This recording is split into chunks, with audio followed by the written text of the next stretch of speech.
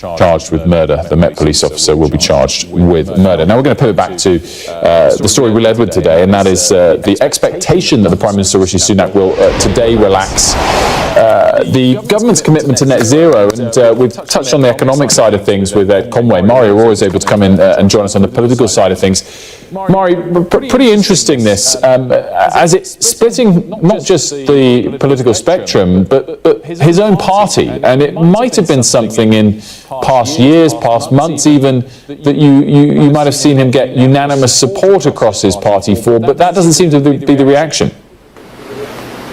No, absolutely not anymore, Wilfred. I think the Tory party and actually the Labour Party, but especially at the moment the Tory party, are actually really quite divided when it comes to green policy, when it comes to net zero pledges. So we've had the kind of vocal critics in the papers and on Sky News this morning and last night, the likes of Alex Sharma, Simon Clarke, Chris Skidmore, the kinds of names you might expect to be critical of watering down of green policy. But actually, if you speak to some Tory MPs kind of behind the scenes, I mean, one Tory MP said to me, actually they were quite, happy with the potential kind of climb down. They said actually big virtue signalling wasn't very good, and actually pragmatism was better. I mean, I was speaking to Red Wall MP Marco Longhi. He's welcomed these potential changes in green policy. He says he won't support policies that are only affordable for the rich. So you can actually see a scenario where actually I think Rishi Sunak will have a reasonable amount of support when it comes to this net zero climb down. Although I have spoken to some other kind of more One Nation Tories who are saying they are reserving judgment until they hear the speech, until they really know what is confirmed and what is just speculation. So I think once we hear from the Prime Minister, then I think we'll have more people potentially putting their head above the parapet to react either side when it comes to this potential new climb down on green policies. Now, we've spoken to the former Chief Scientific Advisor, Sir David King, and he told Sky News what he makes of this speculation.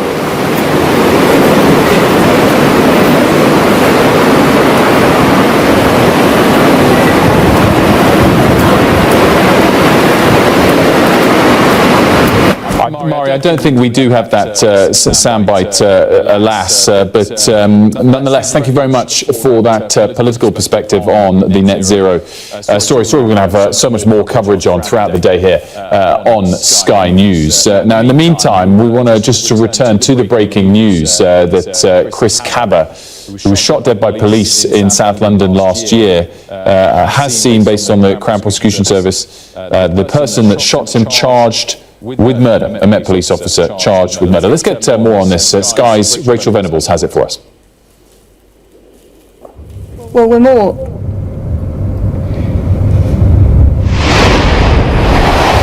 Rachel Venables, who has more for us on this. Well, we're more than a year on from the death of Chris Cabba, the unarmed black man who was shot dead by a police officer, by a single bullet in fact, that went through the windscreen of the Audi, the dark car he was driving in South London late one evening. He died the next day of his injuries, a gunshot to the brain. Now, the Independent Office for Police Conduct, the police watchdog effectively, spent 7 months investigating what happened. We know that they passed a file on for consideration to the Crown Prosecution Service, the CPS, back in March, and they'd have taken really 5-6 months going through that detail, and we've just had this alert at 10 o'clock this morning saying that the CPS have decided, after a thorough review of all the evidence, to authorise this charge of murder against a Metropolitan Police officer following the death of Chris Cabba. I'll go through the statement here. It says Mr Cabba died on the 6th of September 2022 after he was struck by a single bullet in Streatham Hill, South London. The CPS going on to remind all concerned that criminal proceedings against the officer are active and that he has a right to a fair trial. Now, we cannot name this officer. So far, he's just been known as NX121 in all reporting, and the family having put out a statement reacting to this news, saying that they welcome the charging decision. This joint statement reacting to the news that a police officer will be charged with the death of Chris Cabba. The family say Chris was so very loved by our family and all his friends. He had a bright future ahead of him, but his life was cut short. Our family and our wider community must see justice for Chris. Now, just to remind you, Chris Cabba, a 24-year-old man, you can see that picture of him on your screens here, a father-to-be as well, shot dead by police in South London. Now, he'd been driving a car which was basically picked up on an ANPR cameras, having been linked to a firearms incident the day before. This was on the 5th of September 2022 last year. He was followed for about 15 minutes by an unmarked police car with no lights or sirens before getting blocked in on a street, a residential street, in fact, Kirkstall Gardens in Streatham Hill. The vehicles collided and a firearms officer fired a single shot through the windscreen, hitting Mr. Cabba in the head, and he died of his injuries the next day. And after this extensive investigation by the police watchdog, the IOPC, that file being passed on to the Crown Prosecution Service, they have now finally today arrived at a charging decision, and an officer, a man, has been charged and he's due to appear in court with this tomorrow. Rachel, thanks so much for that. Just want to add some further developments. We just got a statement coming across from the Met from Deputy Assistant Commissioner Helen Millerchap, who says, quote, "We have fully supported the IOPC investigation as has worked to establish facts. Today's announcement is a significant and serious development. We must now allow the court process to run its course. So it would not be appropriate for me to say more at this stage. Our thoughts are with everyone affected by this." The statement also confirms that the officer remains suspended from duty as things currently stand. Right, let's return to another big story today, and that's the level of inflation, which has eased in a small sign of good news for households hurt by the cost of living crisis. Of course, prices are still rising, though. It was widely thought that we would see a rise in inflation thanks to climbing prices at the petrol pumps. But now the unexpected slowdown is turning attention to tomorrow as the Bank of England prepares to reveal its latest interest rate decision. Well, this morning, the Office for National Statistics said the Consumer Price Index measure slowed to 6.7% in the 12 months to August. That's down slightly from the 6.8% figure reported the previous month. Today's figure is the lowest rate since February last year and significantly less than the peak of 11.1% just under a year ago. Reacting to the figures, the Chancellor, Jeremy Hunt, said the plan to deal with inflation is working. The path to lowering inflation is never easy because it doesn't happen in a straight line. But if you look at the overall picture since it peaked last autumn, it is now down 40%. And that says the plan is working. But even at 6.7%, that is a lot of pain for ordinary families who are seeing their shopping bills go up, their fuel prices go up. And that is why it is essential that we continue to stick to that plan, deliver the Prime Minister's pledge and the Bank of England's target, get it right down to 2%. Well, our economics and data editor Ed Conway still with us. Ed, thanks for waiting around. So let's just touch on the data first, because clearly it continues a trend of a falling pace of inflation, which is good to see. But the scale of surprise here relative to expectations is quite significant. Yeah, I think that's what matters. And, you know, we can look back through history and talk about how much economists kind of get things wrong, and they've got things wrong again this time around. But the significance is the kind of direction in which they've got things wrong. And when inflation was climbing, they tended to think that it was going to be a bit lower, and then it ended up being higher. This time around, they thought it was going to be higher, and it's ended up lower. And that kind of momentum, that shift in momentum, is quite significant. Yes, the cost of living's still very high. You know, yes, we're still seeing prices going up, and, you know, look in the supermarkets, food prices still up at double-digit rates. So that's tough, and it's tough on top of what's happened in recent years. But it's that change that matters. And finally, it's a kind of light at the end of the tunnel on inflation, where it looks like maybe things are going down faster rather than going up faster, going down faster than previously expected. So it does matter, yeah. And Ed, interestingly, you know, the focus obviously now on the Bank of England for tomorrow and whether this changes what they may or may not do. On one level, it lowers the chance that they'll rise rates again. On another, of course, this number of inflation is still well above their target, and they've got a long way to go until they meet what ultimately their remit is. Again, yeah, no, it's totally right. It's well above their target, which is 2%, still multiples above that.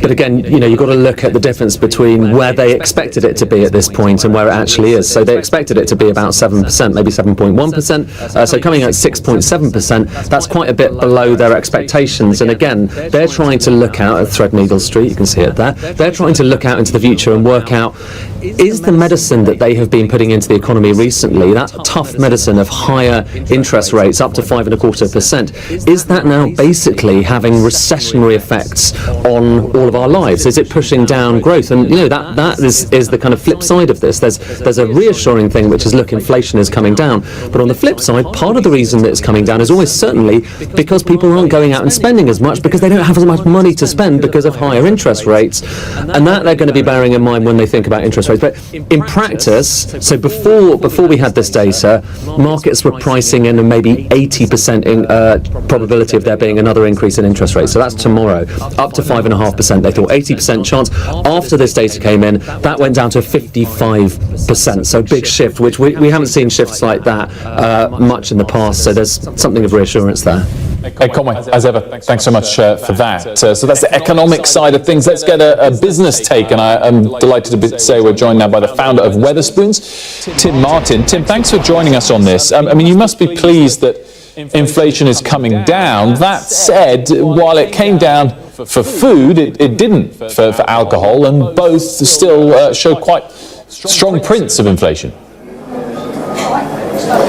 Yes, well, I think particularly in the pub world, you're affected by inflation generally, not just the cost of the alcoholic drinks you buy in, which is a relatively small proportion of pubs' cost. It's wages, energy, etc., etc. So, the pub world will be very pleased that inflation is abating a bit, and just hope that it continues, because it surprised everyone by getting to the level it did, including the experts. So they're now predicting it's going to fall a long way, so we hope they're right this time. The central bank obviously has to focus on inflation. If we look at the government's rhetoric, that of the Chancellor and Rishi Sunak over the last 6 to 12 months, they've been pretty laser focused on inflation themselves. Some might argue at the expense of growth. Where do you stand on that? Do you think it's the right approach in the short term for them to continue to focus to get inflation down before they then might tackle other issues? I very much doubt if they had any choice, because you can't run an economy well with constantly rising inflation. Good economies have relatively low inflation, and I think they had no alternative but to try and concentrate on that. Once they've done that, they can look at the other stuff. Let's touch on some of the other stuff. One in particular that I know some in your industry are upset about was a reduction you got in business rates post-pandemic, which is due to expire early next year. Now, that was set out at the time as clearly just for a temporary period. So do you accept that it should therefore roll off, or would you like to see it extended? What I would really like to see is equality with supermarkets. I think you can tinker around with business rates and excise duty on alcohol, etc., but the big sword of Damocles over the industry is that pubs pay 20% VAT on food and supermarkets pay nothing, and that tax advantage enables supermarkets to subsidise the cost of drinks. So if it's zero on food for supermarkets and the nation wants pubs, I think it has to have the same rate for pubs. Tax equality. Equality in taxes and fairness in taxes are a general principle. The other stuff which you mentioned, business rates, etc., are a sideshow really, but important for individual publicans, of course. That said, despite the first part of your answer, do you not accept that the government's been trying to help pubs specifically with the recent changes in alcohol duty, and the increases applying much more to retailers of alcohol than it does hospitality industry and pubs like yourselves? Well, I mean, there's a massive disparity in taxes in the background. Our excise duty bill at Wetherspoons went up by £8 million with the latest changes, but there were some switches at the edges which meant that excise duty went up more for supermarkets and pubs. So to an extent, welcome what the government's done. Thanks very much, but let's just have equality, I think. of overall taxes. That's what you need to keep the pub industry and the restaurant industry prosperous in the UK in the long run. And of course, Wetherspoon alone pays £1 in every 1,000 of taxes collected by the government. So we're not asking not to pay any tax. 43% of every pound that goes over the bar is a tax of one type or another, but just equality. Tim, just finally, I read a story recently that suggested there were 383 pubs that closed in the first half of the year. It's basically the same total for the entire year last year. Do you expect that pace to continue and even to pick up? I think when I started in the trade 40 years ago, pubs sold 90% of beer. Pre-pandemic, pubs sold 50% of beer, and I think it's a lot lower now. So I think that we need a level playing field, or pubs, unfortunately, will continue to be under a lot of pressure. Tim Martin, thanks so much for joining us. Very much appreciated. Thank you. You're watching Sky News today. We're going to take a very quick break and discuss the doctor's strike next.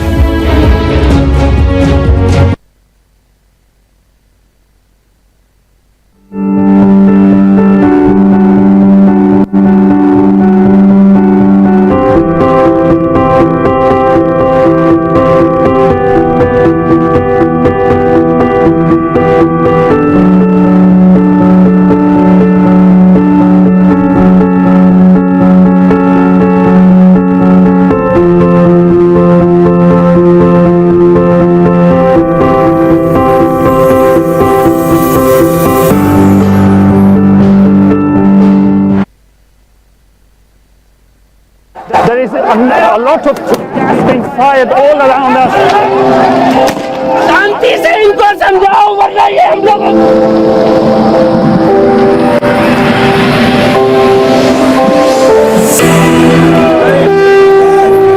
is an absolute carnival kind of atmosphere out here for Prime Minister Modi's decisive victory.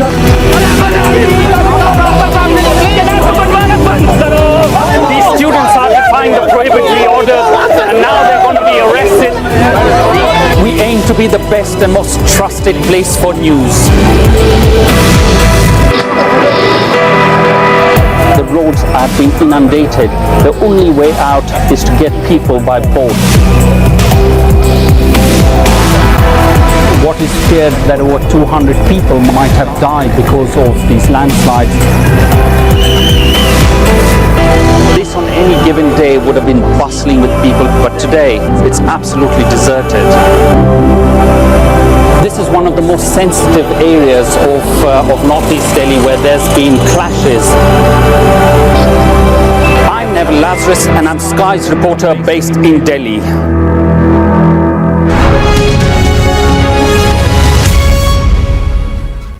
Welcome back. Junior doctors and consultants have joined together on the picket line in England today as they stage their first ever joint strike in the history of the NHS. Today, patients are being warned that staffing will be equivalent to the skeleton rotas expected at Christmas. There'll be no elective care as only emergencies will be dealt with. After today, junior doctors will continue their industrial action, striking both tomorrow and Friday.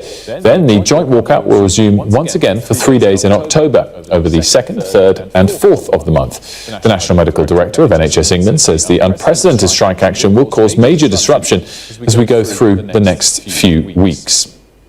Well, today we are in unprecedented, uncharted territory. It's quite simply the first time that we have seen this sort of joint action, industrial action, where consultants and junior doctors are walking out on the same day. Christmas levels of cover are being maintained, so we are ensuring that emergency care will be going ahead as planned, but of course that will be more fragile than usual, and tens of thousands of routine appointments and procedures are likely to be disrupted, cancelled and rescheduled. Well, our correspondent Shingi Marariki joins us now live from a picket line in Leeds. And Shingi, clearly the temperature's gone up again in recent days as these strikes have come to a head. Has the elevated rhetoric altered the perspectives of the doctors striking at all? Well, your point there about the temperature going up again is sort of illustrated by the picket line you can see behind me. For the first time ever, consultants and junior doctors on the picket line together, and the conversations we're having with people here is that this is about the bigger picture. Yes, there is that pay dispute around the figure they want, which is around inflation, if not above it, but they say that this is about the years of work in which they've been inside of a really fraught, really stressed NHS system, and they're saying that patients are getting worse care anyway, so the strike action doesn't make a bigger difference in the kind of bigger context. But one person who we can hear from who has talked about having their operations cancelled various times is this patient who has sleep apnea, and I think there's a clip we can play from him now. Well, if you can imagine having a cold and you can't breathe, that's the way I am all the time. And I use sprays and everything else, but they don't really help because I think it's polyps that I've got. Unless I have surgery, it's not going to change. And it can get you down sometimes. I think it's quite important really to be able to breathe, isn't it? And with everything that's gone on in the NHS, it's frustrating that every time you think you're getting near an appointment to try and sort the problem out, it gets cancelled. And there's nothing that anybody can do about it. So yeah, it does have a mental effect on you, I think, to be honest with you.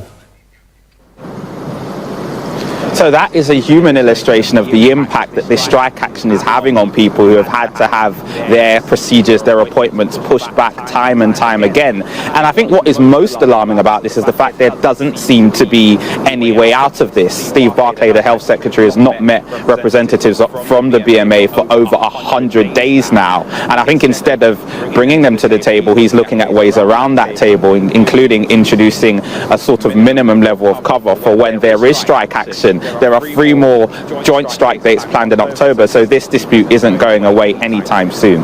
Shingi, thanks so much. We're going to have a quick look at the weather now.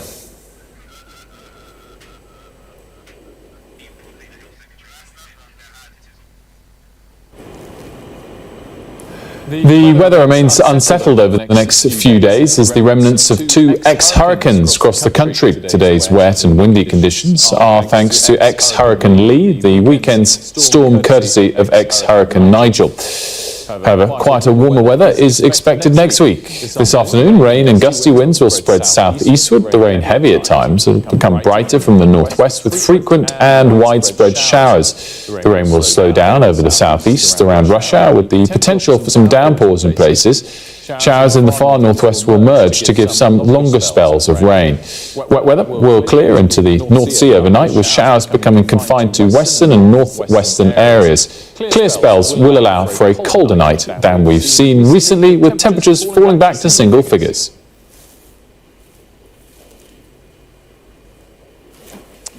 Well, that was the weather for you there. You're watching Sky News today. And still to come, Ukraine's new army of amputees. Sky News goes inside a clinic in the US that's treating Ukrainian soldiers who've lost their limbs.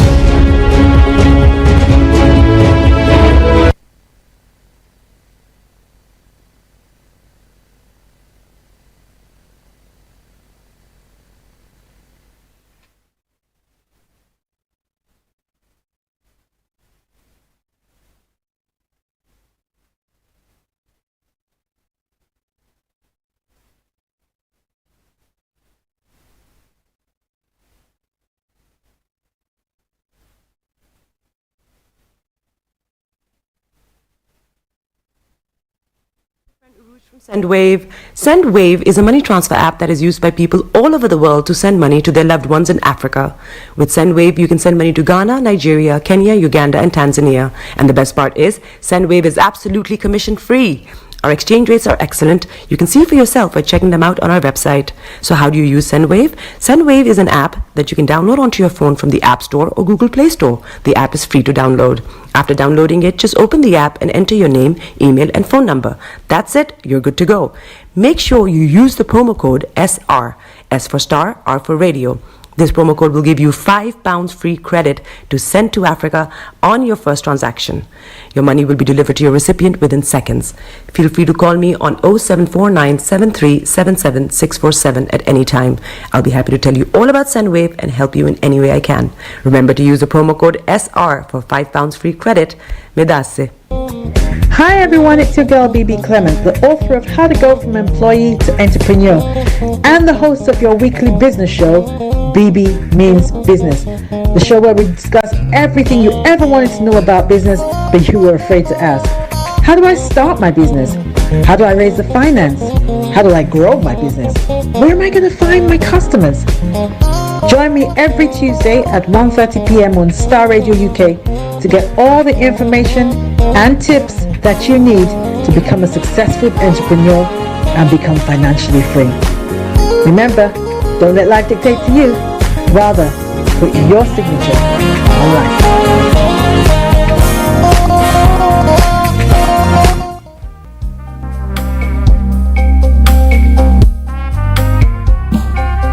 Are you looking for the fastest, reliable, and trustworthy door-to-door shipment company? Well, look no further. When was the last time your family received a shipment back in Ghana on time and in time? You are not sure? Well, Lamb Shippers, we pride ourselves with being the fastest, reliable, and trustworthy shippers you can use. You are assured of a prompt pickup anywhere in the UK by our personnel. They also make sure your items are well packaged to get to its destination in time. When it comes to door-to-door shipment, look no further. Well, Lamb Shippers, contact us on 07939009321 or 07498911820. Or you can visit our website www.welllamp.co.uk. You can also drop us a mail, info@welllamp@gmail.com. Well Lamp Shippers, fast, reliable, and trustworthy.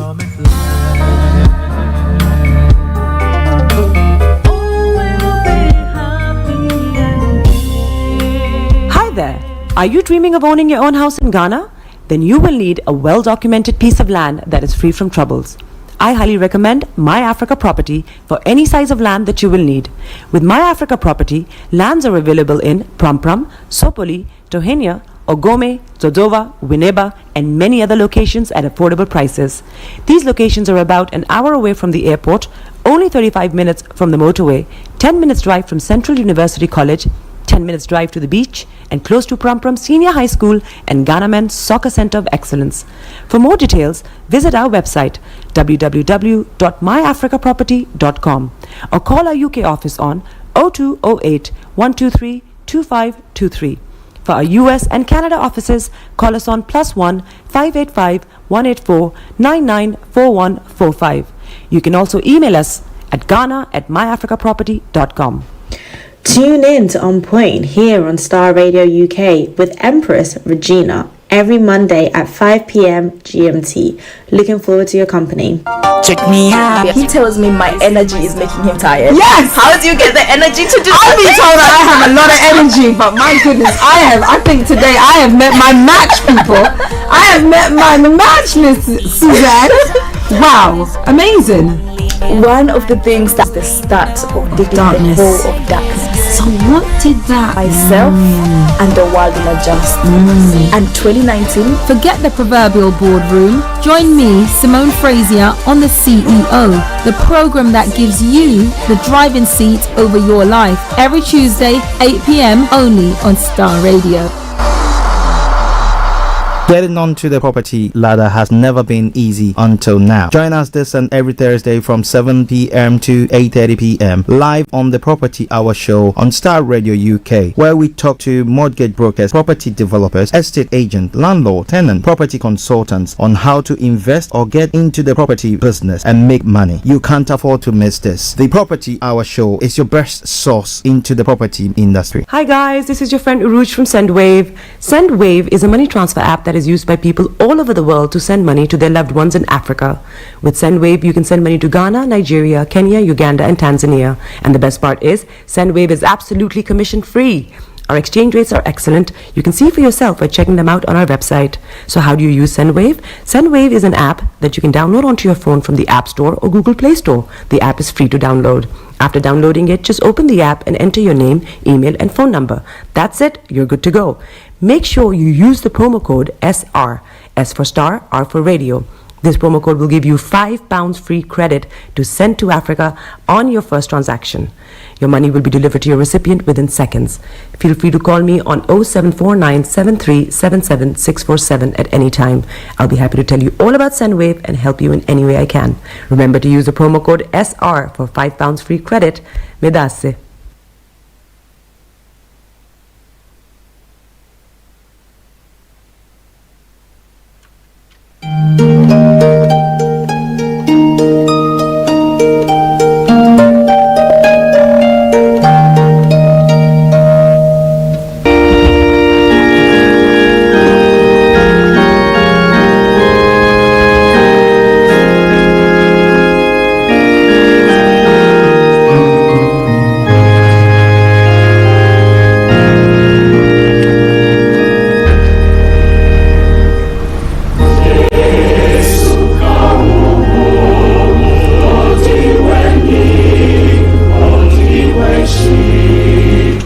Observation celebration of the late Apostle Mark Nyako and Mrs. Victoria Nyako. The date is Friday, the 6th of October 2023 from 6 p.m. to 9 p.m. The venue will be at Newmar Christian Center, 87 Beddington Lane, Croydon. The postcode is CR04TD. There is free parking in the area, and those of you who will be traveling on buses can be using the buses 488, 463, and trams Beddington Lane, and that will bring you to the place. All friends and sympathizers are cordially invited. Thank you very much.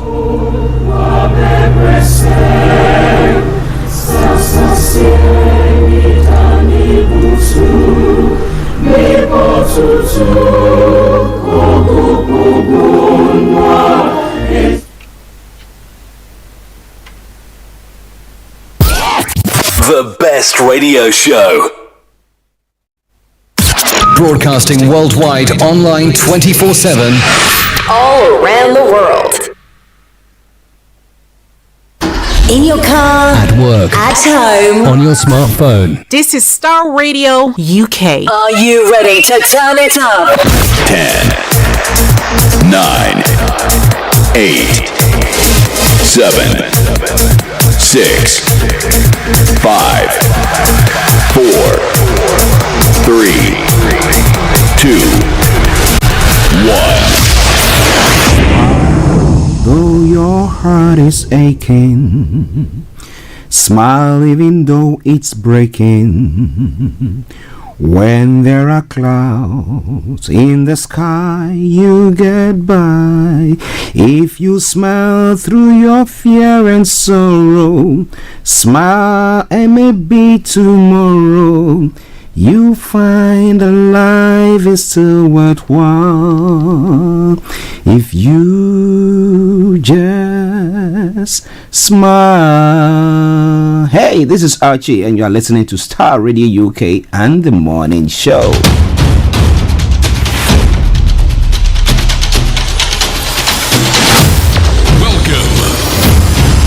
This is Starr Radio. This is UK. Starr Radio UK. This is Starr Radio UK. Welcome.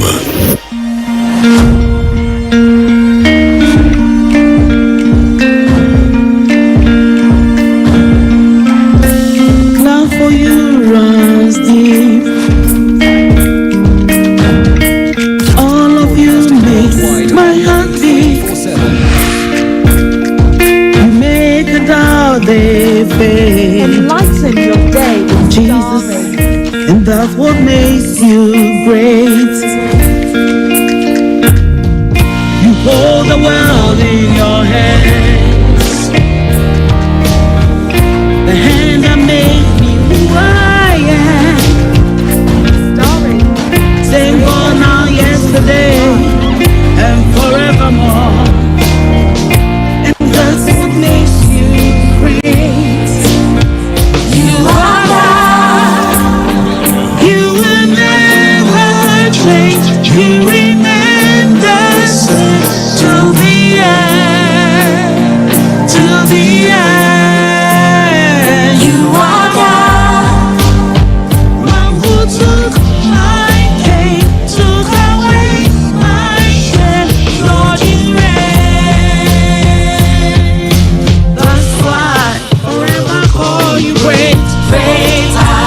Okay, let me say massive good morning, good afternoon, good evening, good dawn to you wherever you might be on planet Earth, and those of you on other planets as well. We want to welcome you to the Wednesday edition of the morning show. Today is the 20th day of September, the year 2023. We're time now 10:45 from the Hearts of London. And I say welcome to the program, or welcome to the show, whichever is applicable. And I say it all the time. Once you have life, there is hope. And therefore, don't give up, don't give in. Continue to do the good work that you are doing. Though you might be marginalized, though things might not be going the way that it's supposed to be, but still keep on keeping on. Let me say good morning to my team this morning. Mr. Olayomi Koiki, my colleague and co-presenter, and my able producer, Mr. Francis Guy. And a special good morning also goes to my brother Felix all the way in Aberdeen. Kojo D, good morning to you. And all of you here in the UK, I salute each and every one of you. Bishop Adesina, Anthony Adedeji, Aziz, good morning. Rachel, good morning to you. Olakunle, good morning. A special good morning also goes to Sir Maxwell. Moyua.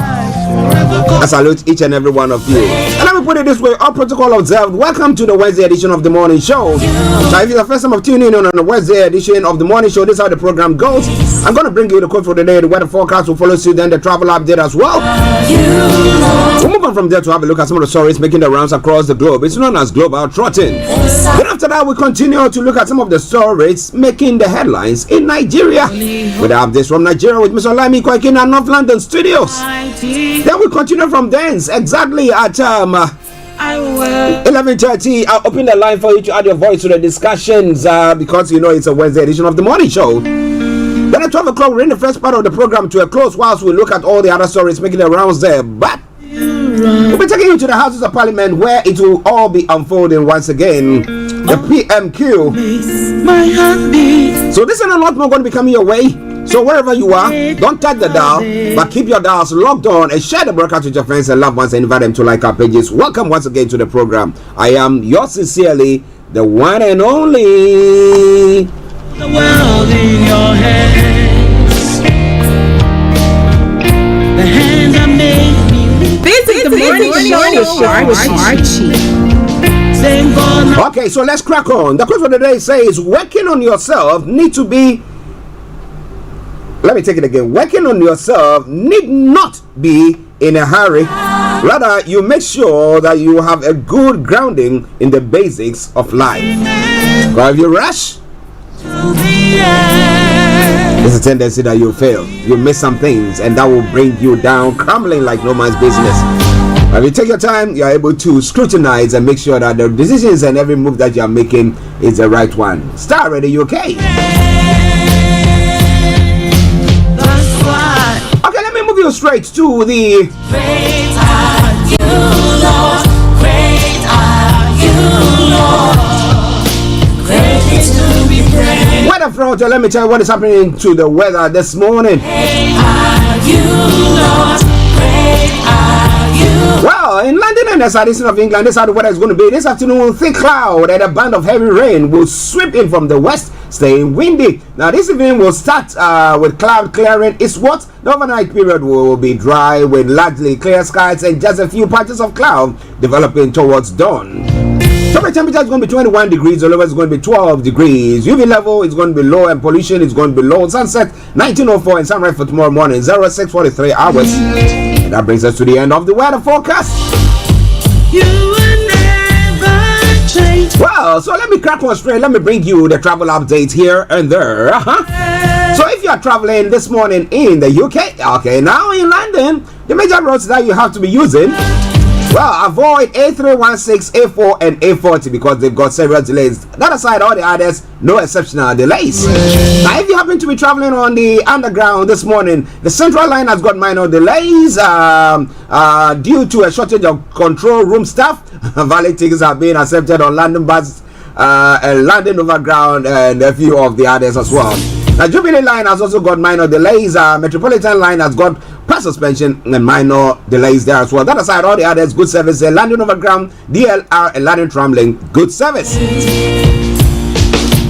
Holy, holy. Now, the river Bus has got good service throughout there as well. And then it takes us straight to the London cable car that's also got good service. But moving on straight to the final segment of the travel update, that is the National Rail. Avanti West Coast Cross Country, First Trans-Pennine Express, Great Western Railway, London North Eastern Railway, Lumo, Northern Rail, ScotRail, Southern and Transport for Wales have all got minor delays. And that is where I say it once again. Good morning, good afternoon, good evening, good dawn to you wherever you might be on planet Earth. Enjoy your commute for today, but you know what? Continue to keep those eyes on the roads.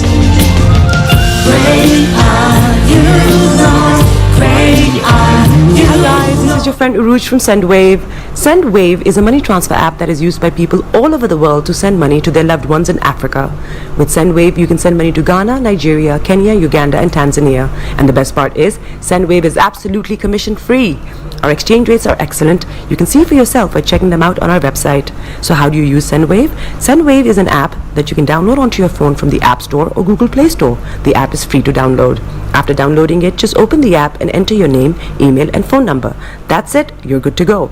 Make sure you use the promo code SR, S for Star, R for Radio. This promo code will give you £5 free credit to send to Africa on your first transaction. Your money will be delivered to your recipient within seconds. Feel free to call me on 0749 7377 647 at any time. I'll be happy to tell you all about SendWave and help you in any way I can. Remember to use the promo code SR for £5 free credit. Medasse.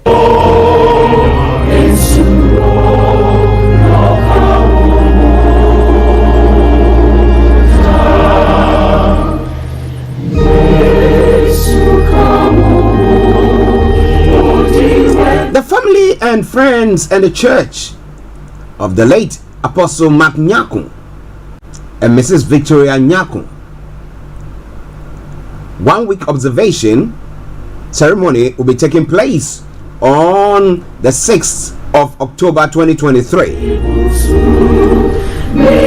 The family, the church, and the community as a whole invite all friends and sympathizers to this program. It will be taking place at the Newman Christian Center at 87 Beddington Lane, Croydon. The postcode is CR04TD. There's free parking there as well. Bus routes are 488 and 463. Apply that route. And then the London tram, for the tram you can hop on the London tram and get off at the Beddington Lane. So all friends and sympathizers are cordially invited. The date again, the 6th of October 2023. Thank you very much.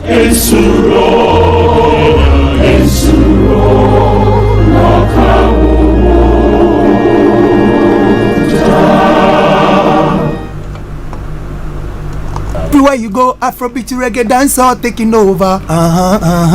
Everywhere you go, Afrobeat reggae dancehall taking over. Yo, what's up, people? This is a boy Raskin Bobo One. Tune in every day, every night at the Star Radio UK with the big man them Archie. When I say Otta, you say fire. Welcome back to the program Star Radio UK, your favorite African and Caribbean radio station in London, bringing the time now to 10:53 from the hearts of London, and it's time for me to bring you the global trotting. As Yomi will say on Wednesdays, the fourth position we start from a place of running behind time, but hey, we're going to make hay while the sun shines, because it's going to be a rainy day here. Well, some of the stories making around this morning in Nigeria. Tinubu's victory. Atiku Obi filed 86 ground appeals at the Supreme Court. My goodness, 86? Okay, maybe they will chop one inside there. They will win at least one. Abi? All right then. Now, the U.S. court orders Chicago University to release Bola Tinubu's records to Atiku Abubakar within 2 days, certify authenticity under oath. My goodness, how is that going to pan out for them? Well, but Tinubu's speech at the UN, given the extent of the injustice and the high stakes involved, many Africans are asking whether the phenomenon is by accident or by design. Member nations must reply by working, just bear with me, by working with us to deter their firms and nationals from this 21st century pillage of the continent reaches. Well, you know what? It's quite an interesting one. And it goes on, military coups are wrong. I seek to help re-establish democratic governance in a manner that addresses the political and economic challenges. That is a speech from Bola Tinubu, the president. Now, he's made a very nice speech there, but we'll be scrutinizing it. We'll be comparing notes with that of the former president Buhari, and we'll be telling you more about all that in a moment. But wherever you are, don't touch the dial. Ambassador Rachel, hey, my lady, how are you? I hope you are doing very, very, very well. Good morning. Good morning to you. Hey, Lolo, how are you there as well? I salute you, Lolo, all the way in Kent. Starr Radio UK, your favorite African and Caribbean radio station in London, Lolo. All right then, so now let's move on to other parts of the world as well. Let's look at what is happening when it comes to the stories making the rounds there. South Africa's leader has also making his speech at the UN General Assembly, and South Africa leader says money spent on war is indictment of wealth. Now, addressing the United Nations General Assembly, Ramaphosa said it was time to massively scale up aid and development as the world falls short. Well, now, war itself is a money-making machine. You sell arms, those who produce it, and they make it big time. So what about that? Well. It's all Starr Radio UK, your favorite African and Caribbean radio station in London. Tunisian president remarks on Storm Daniel. 5 months of conflict in Sudan inflicts heavy toll on children in camps as well. Water shortage pushes wildlife to migrate from Zimbabwe. With an increase in water shortages over the year, wildlife migration between the park and Botswana is not uncommon. However, Zimbabwe parks have still got some of the animals there. But what are they doing to forestall that? It's all coming away from Starr Radio UK. It is your favorite African and Caribbean radio station in London. Now let's move on to some other stories making the rounds on the continent as well. I don't owe allegiance to any other country, Nam One tells court. Wow.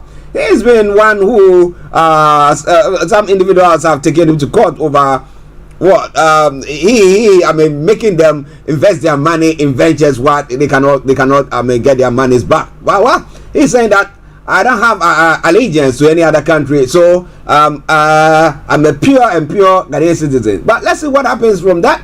He's been bailed 500,000 Ghana cedis. Now, don't use parliament to justify your voter suppression strategy. Agboza to the EZ. We'll be talking about that during the course of the program. It's all coming away from Starr Radio UK in other parts of the world as well. Yes. Okay. Ceasefire deal as Karabakh forces agree to disarm. 24 hours into Azerbaijan army offensive, ethnic Armenian forces agree terms for a ceasefire. I don't know. I don't really get it. But what? Russian evil cannot be trusted, Zelensky tells the UN. The world must unite to end the Russia aggression, Ukraine's president tells the UN General Assembly. Was it in reaction to that Ramaphosa also made that statement? We'll be telling you more about that. In Spain, players agreed to end boycott. Most of Spain's team agreed to end their boycott, says Secretary of State for Sports Victor Frankos. And then 6 Palestinians killed in West Bank and Gaza. Israeli forces killed 5 men during raids in Jenin and Jericho, while 1 died at a protest in Gaza. Starr Radio UK. Hunter Biden to plead not guilty to gun charges. A lawyer says the US president's son wants to appear in court remotely, but prosecutors are opposed to that. The former president, Donald Trump, had to appear. So this around, they also want to make sure they're flexing their muscles. Well, I think that the prosecutor general is doing well. I mean, or the attorney general's department. Well. Starr Radio UK. Now, the breaking news that came from the UK front said the Met officer has been charged with the murder of Chris Kaba. The 24-year-old was shot dead during the police operation in South London on the 5th of September 2022. So, virtually a year on, well, some sort of justice will be served where this police officer, I mean, if you analyze the events preceding to this, the shooting, you ask yourself the question, you didn't give the person the chance to even react or anything, and then just shot the person. Meanwhile, it wasn't the person, the owner of the car that was even driving the car. This was another person driving the car. You cornered the person and shot him. Wow.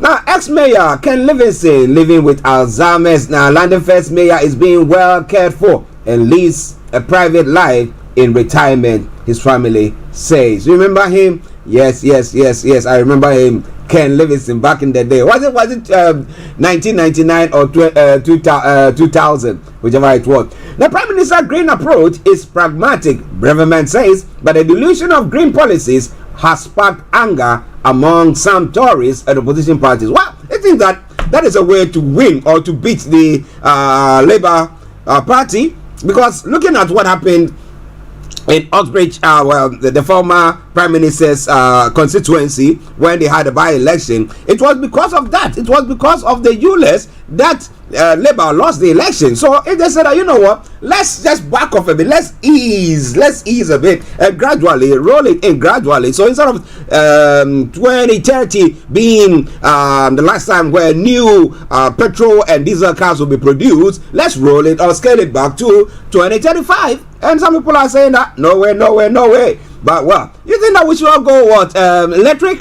You don't know what you're talking about. I've spoken to a few of them who uses the electric. KB, good morning to you. He uses the electric and he tells me some of the things. And Pastor Alex, good morning to you as well. And my own brother Ismail, he was telling me the other time that look, he said he even uses the dual system one. Okay, what's the name of that one? I've forgotten. So he has the electric and he has the whether petrol, diesel, that is in it. And he said he was coming to me, and then one weekend, and he said, you know what, this morning I want to charge the battery or charge whatever they charge in there, and then when he stopped at one end and then got to me and he said it was left with only 2%. So you look at the charges, how much it's costing you, and then how long it takes you. And I mean, most of the people who are also complaining is that they tell you that when you charge fully charged, the car can go travel maybe 500 miles, okay? But that doesn't take into account the heat, when you turn the heater on or you turn the AC on or the load in the car and a few things, or you turn your radio on and on. Nah, they've not talked about that. So I think that maybe the best way or the best way forward is to just ease it a bit. But what do you think about that? More going to be coming your way in a moment. But wherever you are, it is Starr Radio UK. Let's take a break and we'll be having Mr. Olayomi Koiki joining us. Yes, and well, I'm still writing the names of tour guides, so enjoy it. Yes, from Kovic Boham. Enjoy. It's like my favorite song on this album, y'all.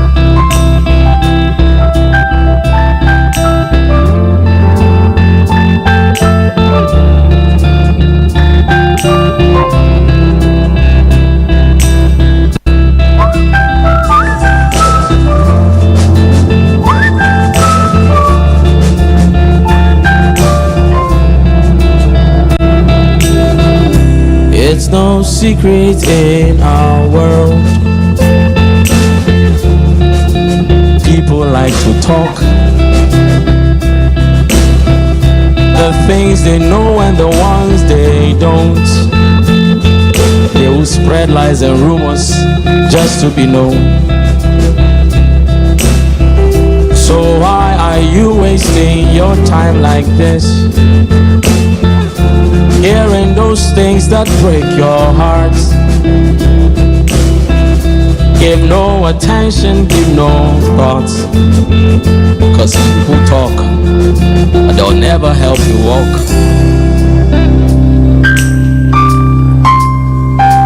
So whenever they speak, look up and you will see a broken pencil and a sheet, and tell them, say, I'm writing names of properties. Yeah. All of this noise you're making on me. Teacher will get you when he comes.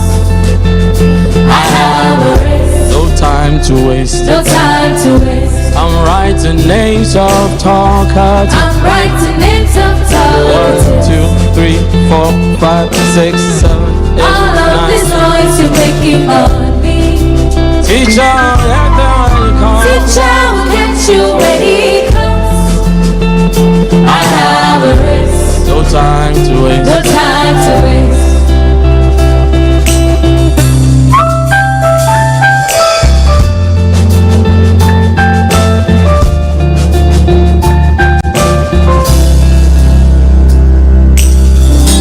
There are many voices in this life, and to be honest, many are not nice. So don't hear something and pick a knife, 'cause most of these things are nothing but lies. Teacher said be careful how you hear, 'cause there are talkatives here, they're everywhere. So silence the voices in your head and give no attention to your fears. I'm writing names of talkatives. All of this noise you're making on me. Teacher will get you when he comes. As for me, I have a race. no time to waste. No time to waste. I'm writing names of talkers. I'm writing names of talkers. 1, 2, 3, 4, 5, 6, 7, 8, All of this noise you're making on me. 14, 15, 16, 17, 18, 19, Teacher will 20. get you when he comes. I have a race. No time to waste. Can we talk? Yeah. Can we talk? Call him, say Talkatives. do you know any? Talkatives. Yes. Have you met any? Talkatives. Well, talkatives, writing names of talkatives. But I'm not writing the name of my brother Sunday Adebanjo. Says good morning to everyone in the house, and good morning to you, Sunday. You are one of the ones that I want to be with. Yes. So not writing your name. You write the names of those who think they are being a nuisance, but you are one that is loved. Yes, sir. Good morning to you all. Listen to Starr Radio UK, your favorite African and Caribbean radio station in London. Progress, social media, old friends, some doctors, reporter. This is Starr Radio UK, your favorite African and Caribbean radio station in London. 7 minutes by the top of the hour at a time. People's opinions are. This is Starr Radio UK. You're too slow. You talk too much. We'll be having Mr. Olayomi joining us in the next few moments. Broadcasting worldwide, online 24/7. Wherever you are, don't track the dial. You don't sing at all. And the last time I heard they said, let's take this quick break, and once we come back, we should have Mr. Olayomi with us. You know her. She doesn't like me. What is social announcement? One week observation celebration of the late Apostle Mark Nyaku and Mrs. Victoria Nyaku. The date is Friday, the 6th of October 2023, from 6 p.m. to 9 p.m. The venue will be at Newman Christian Center, 87 Beddington Lane, Croydon. The postcode is CR04TD. There is free parking in the area, and those who of you who will be traveling buses can be using the buses 488, 463, and trams Beddington Lane, and that will bring you to the place. All friends and sympathizers are cordially invited. Thank you very much.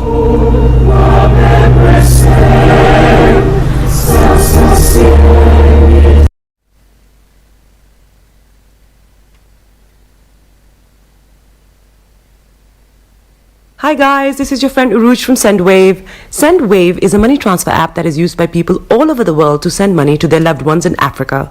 With SendWave, you can send money to Ghana, Nigeria, Kenya, Uganda, and Tanzania. And the best part is, SendWave is absolutely commission free. Our exchange rates are excellent. You can see for yourself by checking them out on our website. So how do you use SendWave? SendWave is an app that you can download onto your phone from the App Store or Google Play Store. The app is free to download. After downloading it, just open the app and enter your name, email, and phone number. That's it. You're good to go. Make sure you use the promo code SR. S for Star, R for Radio. This promo code will give you £5 free credit to send to Africa on your first transaction. Your money will be delivered to your recipient within seconds. Feel free to call me on 0749 7377 647 at any time. I'll be happy to tell you all about SendWave and help you in any way I can. Remember to use the promo code SR for £5 free credit. Medasse. Hi everyone, it's your girl BB Clement, the author of How to Go From Employee to Entrepreneur and the host of your weekly business show, BB Means Business, the show where we discuss everything you ever wanted to know about business but you were afraid to ask. How do I start my business? How do I raise the finance? How do I grow my business? Where am I going to find my customers? Join me every Tuesday at 1:30 p.m. on Starr Radio UK to get all the information and tips that you need to become a successful entrepreneur and become financially free. Remember, don't let life dictate to you. Rather, put your signature on life.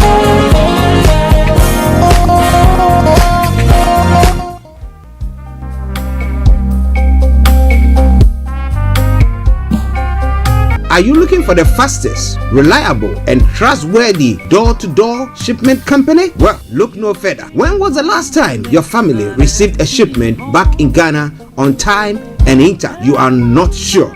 Well, Lamb Shippers, we pride ourselves with being the fastest, reliable, and trustworthy shippers you can use. You are assured of a prompt pickup anywhere in the UK by our personnel. They also make sure your items are well packaged to get to its destination in time. When it comes to door-to-door shipment, look no further. Well, Lamb Shippers, contact us on 07939009321 or 07498911820.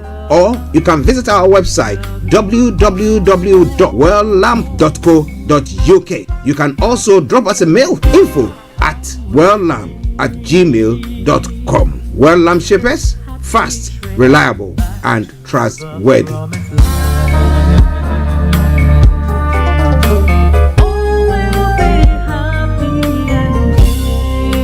Hi there.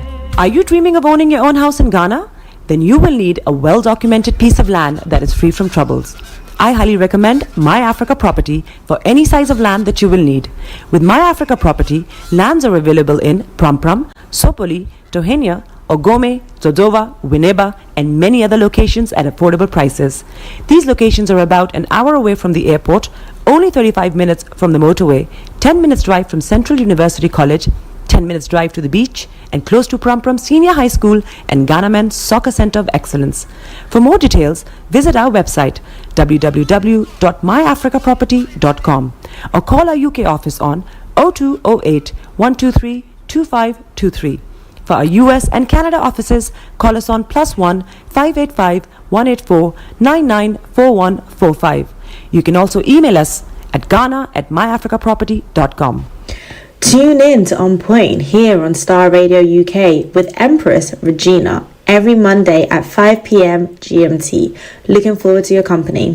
Check me out. He tells me my energy is making him tired. Yes! How do you get the energy to do I've been told that I have a lot of energy, but my goodness, I think today I have met my match people. I have met my matchless Suzanne. Wow, amazing. One of the things that's the start of the darkness. Of darkness. So what did that myself and the world will adjust.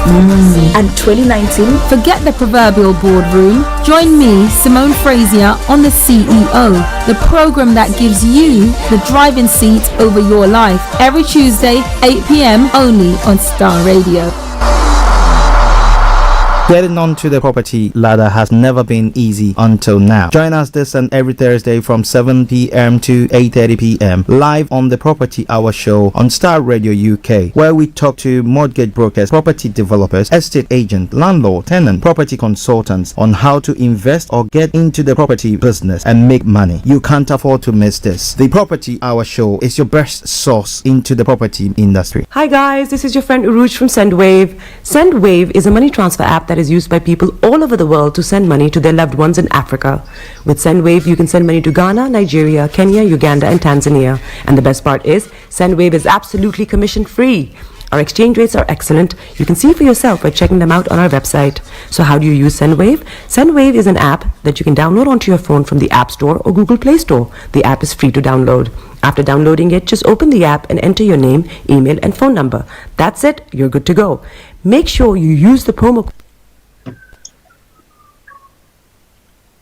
to £5 free credit to send to Africa on your first transaction. Your money will be delivered to your recipient within seconds. Feel free to call me on 0749 7377 647 at any time. I'll be happy to tell you all about SendWave and help you in any way I can. Use the promo code SR for £5 free credit. Vedase. Welcome back to the program Starr Radio UK, your favorite African and Caribbean radio station in London. I say apologies that we're having a bit of a technical hitch there, so we cannot see Yomi visually. So whilst we are trying to, the technical team are trying to get the visual on, let us just go straight to him. And let me say, Yomi, good morning. Well, a very good morning to you, Mr. Archie, and a very good morning to all our listeners and viewers from around the globe. And welcome once again to the morning show. Yes. How are you doing, sir?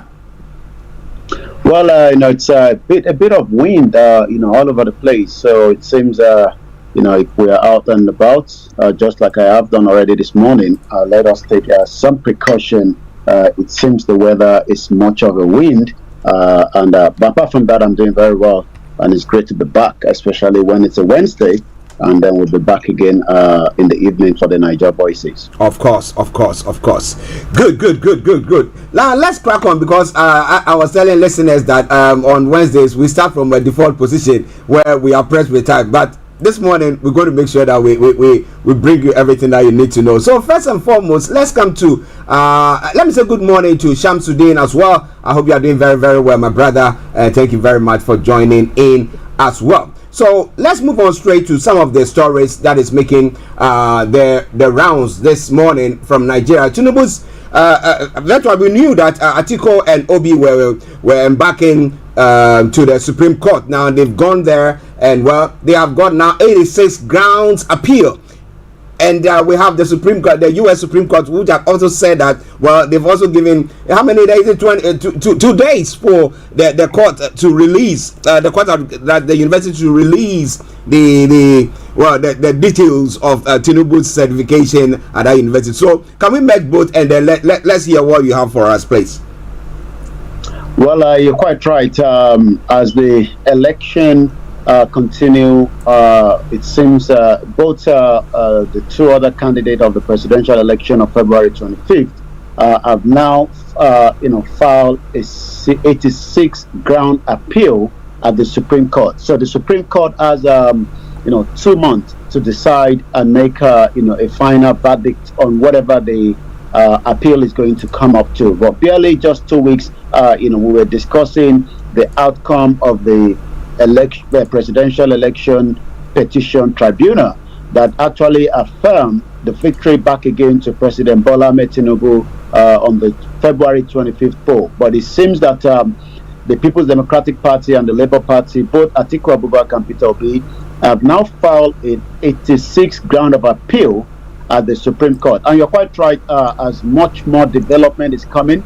Atiku, as we know, is now still pushing together, the record from the Chicago University. It seems that has been, I'm not sure what Atiku really wants to get out of this, but it seems that he's not backing down. And I could say now that the United States Court have now ordered the Chicago University to release Bola Tinubu's record to Atiku Abubakar within the next 48 hours. Certified authenticity under oath as well. What does that really mean, and how does it, imply to the current ground of the appeal to the Supreme Court? The Nigerian opposition leader said that the document will be used as part of its ongoing push to demonstrate that Bola Tinubu is ineligibility to be a Nigerian president. That is coming from Atiku Abubakar, that has now landed a major victory. But like I said, these two still means that maybe Atiku will be able to produce this document when that document has been received in the next 48 hours.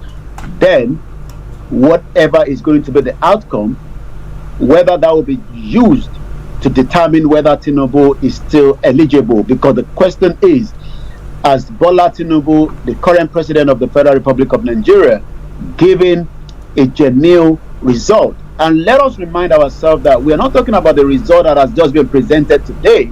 Remember that Bola Tinubu was the first governor after the democracy came back, in 1999. So, are we now saying that would this literally mean that maybe he's not the only person that has a kind of we don't know yet until that document comes out. But if he has been using the same document 2 times, that literally means that it's going to be a kind of new game change in the politics in Nigeria today. Well, listeners, it's quite an interesting one, but again, I sincerely apologize for not having Yomi's image. We can only hear his voice. The technical team are working on that, but as we go on, let's see what we have there. But Yomi, interestingly, I'm looking at it. What does Atiku really want to achieve by that? What's the point of contention there? Is it that when it comes to the constitution of Nigeria, what should be the qualification for a president? Well, it's not about the qualification. It's about whether Bola Tinubu has lied under his current documents out of the university. I mean, it's going to show a lot of things. Let's go and ask question. If Bola Tinubu has been presenting himself as somebody that finished in 1978, and the document now will indicate something else, does that literally imply that So it's all about what actually was there in that university that is different from the one that Bola Tinubu is presenting. That is the the ball of the contention of these legal case that Atiku has been pushed in. But remember again that Atiku, Mr. Atiku said the document will be used as part of his ongoing challenge against Mr. Tinubu's election. So it's not about whether Tinubu was qualified as. Remember that even the former president Muhammadu Buhari hardly had any kind of qualification. He couldn't even find his qualification at some point. So it's not about the qualification. It's about some of the details surrounding that result itself. Okay. Well, let's see what that will do, because with the 86 charges that have been leveled against the president now, I don't know how all that is going to be panning out. But listeners, it's Starr Radio UK.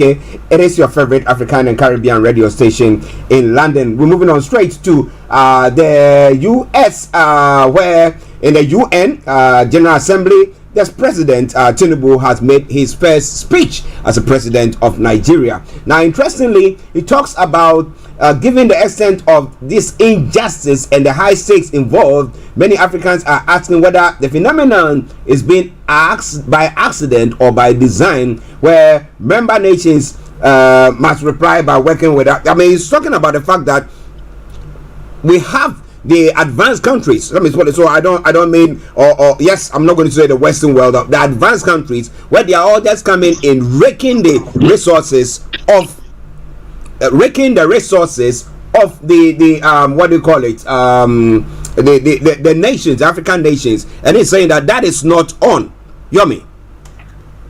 Well, you're quite right. Like I said yesterday, later on this evening, I'll be doing more comparison to what the president said and what Buhari said at his first outing at the United Nations General Assembly. And then we'll be looking at the reaction as well. There's been a lot of reaction. The president spoke for less than 20 minutes, and you're quite right. A lot of things were discussed. The Niger issue was also discussed at that particular United Nations. He spoke very late. Maybe the timing again. The president spoke just as many Nigerians Again yesterday, Nigerians went into darkness because of the electricity grid that collapsed. So I'm not sure that many Nigerians were picking up what the president was saying, but probably maybe this morning. But let's hear from another angle. Remember that the Niger coup, as the chairman of ECOWAS, there has been a push, for ECOWAS to go into Niger. That has literally slowed down, but the president actually said this at that event.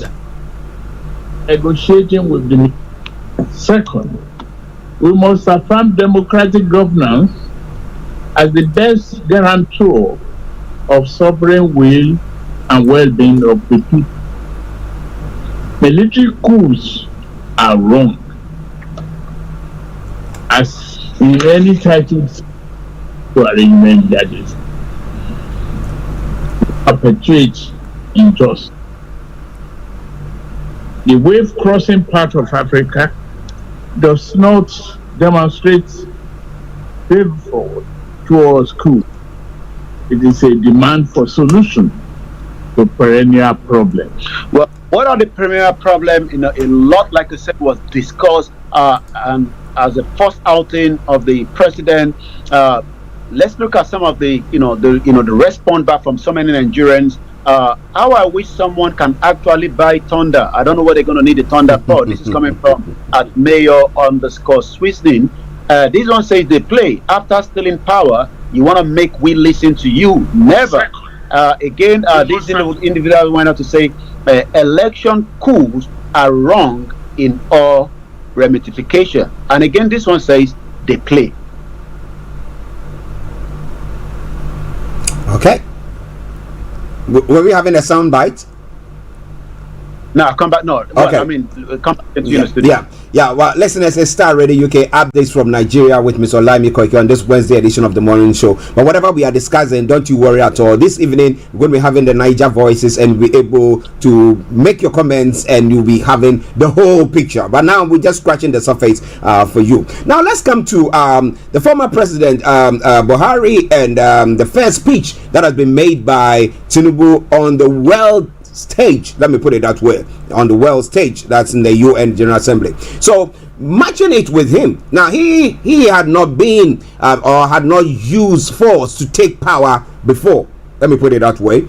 But we have Buhari, who was a former military leader who metamorphosed into a civilian person and ran for a presidency, okay, who just gone out. So we're looking at it, and if Tinubu is saying that, look, we don't want coup d'etats as a phenomenon on the continent,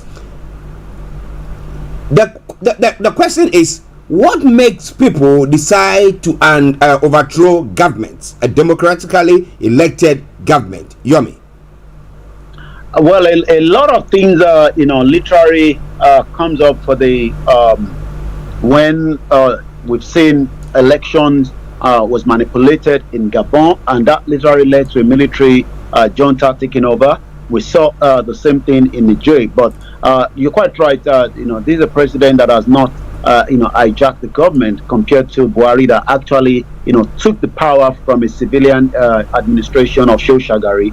But as times have evolved, and Buhari was presented to Nigerians as the good guy that can transform and change a lot of things from the security to the economy, we've now found out that more problem was still happening even after the president has left. But again, continuity is what they say is the government. I've looked at another part of what Tinubu said at that particular UN outing yesterday. If Nigeria is to fulfill its duty to its people, which is Nigerians and the rest of Africa, we must create jobs and believe in a better future for our people. We must also lead by example. I think there's a lot of message there. Lead by example, future for the people, and also duty for Nigerians. And that question, is he going to be able to put that in place, as we know that there's so much problem on the ground right now? He also talked about the foster economic growth, investors' confidence. Will investors come into the country when there's insecurity, when there's also can be power can be taken off? Yes, we know that there's not indication yet, but we saw that towards the election when there was a lot of messages coming out that the military might take over. Even Atiku Abubakar at some point, was linked to such information. But we realize that nothing of such has happened here.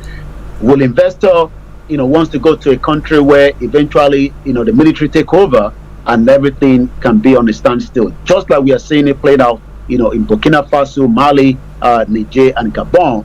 Think about so many of the investors, especially from those countries that they believe that are part of the problem, like France in Niger, and the same thing goes with some of those countries that power has been removed from military to the civilian and the other way around as well. So it seems that the president has, his first task is to stabilize the economy of Nigeria, create more jobs, allow investors to come in. All these, will he be able to do so with a time limit, especially with the debt? Remember that we talked about the debt yesterday. Nigeria is really servicing more of the income, using that to service the debt. Well, listeners, it is Starr Radio UK. It is your favorite African and Caribbean radio station in London, 11:30 the time. Just a quick one. So what have Nigerians said about comparing the statement or the speech of Tinubu to Buhari? I mean, just a quick one there, because we know that this evening we are going to have a detailed look at that. Well, like I said, Buhari gave a lot of hope, and that hope has literally died down, with the momentum from Bola Tinubu. So it seems that, when Buhari was coming back, the message of hope, change, was brought into the environment, and a lot of Nigerians believe that it was coming to really bring them the hope. But as much as Nigerians, with the election that took place this particular time, we've seen that many Nigerians are still not satisfied that Bola Tinubu is the president, even though the court has said so, and that literally is creating a lot of problem as well. Okay, listen, let's start Radio UK. Again, let me apologize for Yomi not being seen. Well, not being seen. The pictures not being seen there. We have a technical glitch there, so just bear with us. That's why we have the voice over only. But I'll go to Yomi for the rest of the story that's making the rounds and what is happening on the social media platform. Over to you, Yomi. Well, Dangote Refinery import crude as the NNPCL swaps oil for loans. That is coming as well.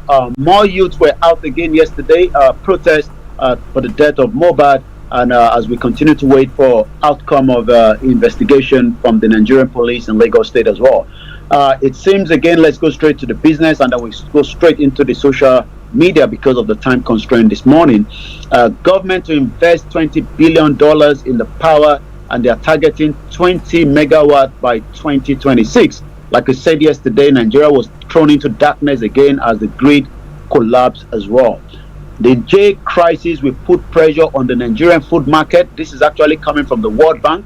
The coup d'etat in Niger may put additional pressure on Nigeria and the other West African nations' food market, the World Bank has said. Remember that the current crisis between Russia and Ukraine is also already creating a lot of problem when it comes to the food, because of the amount of wheat coming from that region, and because Russia now has come up from the Black Sea agreement, and I was actually listening yesterday that even Ukraine is now finding it difficult as they have to move their grain through the road, and it seems that the country bordering them doesn't want to accept it, and I think is actually taking that to court. So according to the World Bank, the Global Bank, the Nigerian coup d'etat is now going to put an additional 7 million people at risk of falling into the severe food insecurity in the region,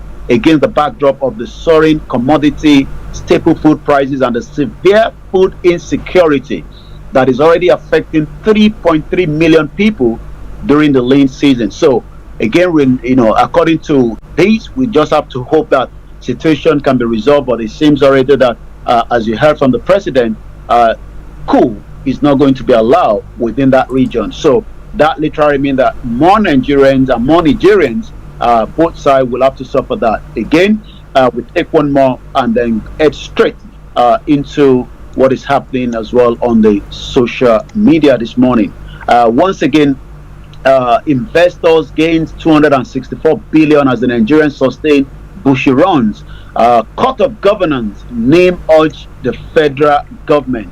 The Nigerian Institute of Management has charged the federal government to reduce the cost of governance in the country to actually reflect the current economic reality. Remember that we talked about them last week. The president and the chairman of the NAME Council, Mrs. Christina Atako, stated this at the 2023 ANA National Management Conference that was held yesterday in Lagos State. While the masses are tightening their belt because of the ongoing economic policy, it is only moral and rational that those in government make a conscious effort to reduce the cost as well. We're still waiting for the NLC. We're not too sure what is going to be the outcome. The deadline is literally just around the corner. But it seems that so far we refuse to join the NLC. This is from the TUC. So again, between the two bodies, there is already a kind of disunity among them. The Trade Union Congress, known as the TUC, has now shed light on the circumstances around the 2 weeks warning strike initiated by the Nigerian Labour Congress. These two are meant to be, working for the masses, but it seems that the two are already having some kind of headlocks already. Naira Marley is still trending.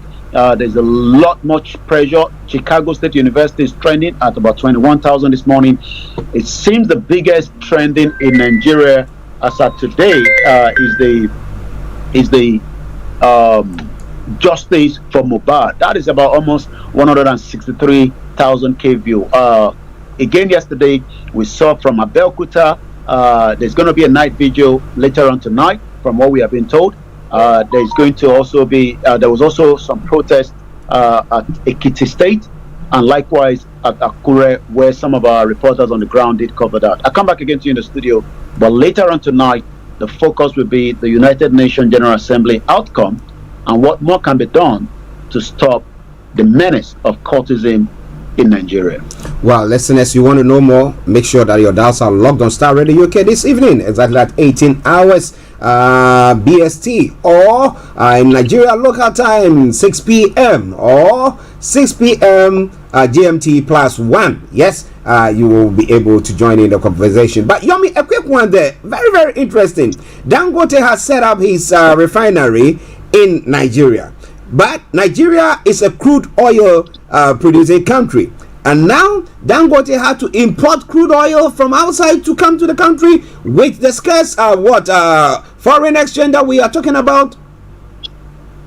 Well, everything goes like you say in Nigeria. Yes, you're quite right. The Dangote Petroleum Refinery is currently importing crude oil, and experts expect its first crude oil cargo in 2 weeks.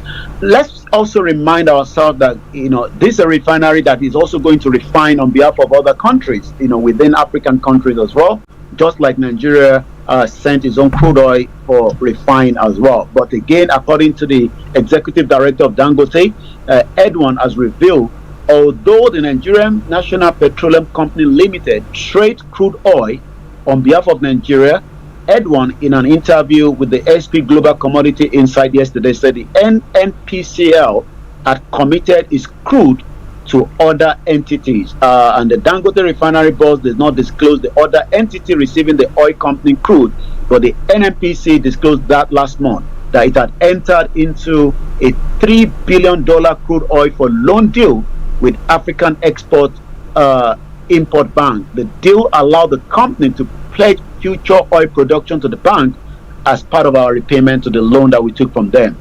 Also, the NNPC also told the media yesterday the company had entered into crude oil contract with so many numbers of entities. So that literally means that we are paying our loan back by giving them crude oil as well. So Dangote will still have to continue to work out how they will need about 370,000 barrels per day for production, when according to Edwin, went ahead to state that the firm will begin the production of up to 370,000 barrels per day of the crude that will give them the rights to automotive gas oil, popularly called diesel, and the jet fuel by October. So again, for the premium motor spirit, popularly called petrol. The Dangote boss said the plant will produce it by November ending. Well, listeners, it's quite an interesting one. So by the time the production is done, the cost per liter will be high because he is importing the crude oil to the country to do so. Meanwhile, if he was buying it, the shipment would have been cut, and that would have brought the price down. See? All right then. Well. Since the country is committed so much to so many entities, especially with the loans that we've taken out, so that means that we have to rely. Dangote will have to rely on more export of his crude. Pending the time there's going to be a proper arrangement between him and the federal government of Nigeria. Okay, Yomi, let me say thank you very much. As you said, this evening, Niger Voices coming on exactly at 18 hours BST. Thank you so much. Bye for now. Bye. Well, listeners, that has been Mr. Olayomi's Koiki's voice that you were hearing there. We will sincerely apologize for that mishap there, but wherever you are, it is Star Radio UK. It is your favorite African and Caribbean radio station in London. The technical team are trying to sort out what was happening there, why we couldn't get an image of him or his calls coming through. But let's enjoy some music. Let's take a quick commercial break. We come back and I'll bring you the rest before we enjoy some music when we have to bring the program to a close. Hi guys, this is your friend Uruj from SendWave. SendWave is a money transfer app that is used by people all over the world to send money to their loved ones in Africa. With SendWave, you can send money to Ghana, Nigeria, Kenya, Uganda, and Tanzania. And the best part is, SendWave is absolutely commission free. Our exchange rates are excellent. You can see for yourself by checking them out on our website. So how do you use SendWave? SendWave is an app that you can download onto your phone from the App Store or Google Play Store. The app is free to download. After downloading it, just open the app and enter your name, email, and phone number. That's it. You're good to go. Make sure you use the promo code SR. S for Star, R for Radio. This promo code will give you £5 free credit to send to Africa on your first transaction. Your money will be delivered to your recipient within seconds. Feel free to call me on 0749 7377 647 at any time. I'll be happy to tell you all about SendWave and help you in any way I can. Remember to use the promo code SR for £5 free credit. Vedasse. Welcome back to the program Star Radio UK, your favorite African and Caribbean radio station in London. Let me bring you this quick social announcement and then we will continue with the program once again. Just bear with us because the